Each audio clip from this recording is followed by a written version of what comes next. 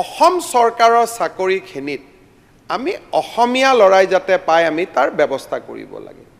যাতে তাত আৰু কোনো ধৰণৰ বাহিৰৰ পৰা মানুহ আহিব নোৱাৰে সেইকাৰণে আমি এটা ডমিচাইল ৰুল এটা ডমিচাইল পলিচি এটা আমি বনাই আছো আৰু এই বছৰৰ ভিতৰতে আমি ডমিচাইল পলিচি এটা অসমত আমি প্ৰকাশ কৰিম যাতে নন ডমিচাইলে 10% চাকৰিত এপ্লাই কৰিব পাৰে হাইকোৰ্টৰ জাজমেণ্ট আছে যে আমি চাকৰিত ৰেষ্ট্ৰিকশ্যন আনিব নোৱাৰো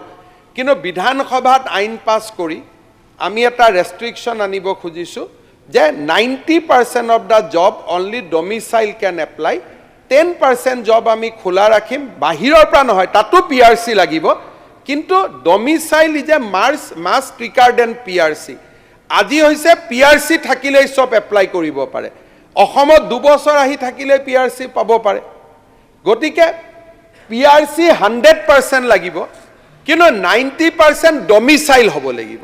আমি এটা আদাৰ লাইনত আমি যাব খুজিছো যেটো খুব ষ্ট্ৰিক এটা ডেফিনেশ্যন হ'ব এই বছৰৰ শেষৰ ফালে আমি ষ্টেট ডমিচাইল পলিচি আমি লম দল সংগঠন সকলৰ লগতো আমি কথা পাতিম তেতিয়া grade 3 grade 4 class 1 class 2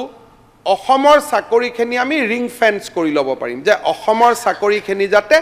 ring fence হৈ থাকে এমপ্লয়মেন্টৰ ক্ষেত্ৰত স্কিল ডিপাৰ্টমেন্টৰ অলৰেডি আছে এতিয়া টাটা ইয়াতে ইণ্ডাষ্ট্ৰি কৰিব আহিছে মই তেওঁলোকক কৈছো যে 100% চাকৰি অসমৰ ল'ৰা ছোৱালীক দিব তাত 80% শব্দটো কোৱাৰ দৰকাৰে নাই কাৰণ যদি আমাৰ ল'ৰা থাকোতে বাহিৰৰ পৰা আহাটো কোনো কথা নাই কিন্তু এইটো কথা ঠিক যে আমি মেনেজেৰিয়েলত ৰেষ্ট্ৰিকশ্যন দি দিলে আমাৰ ইয়াত মেন পাৱাৰ নাই আৰু সেই ৰেষ্ট্ৰিকশ্যন বিলাক কাউন্টাৰ প্ৰডাক্টিভ হ'ব তেতিয়া উদ্যোগ নাহা হ'ব গতিকে আমি এটা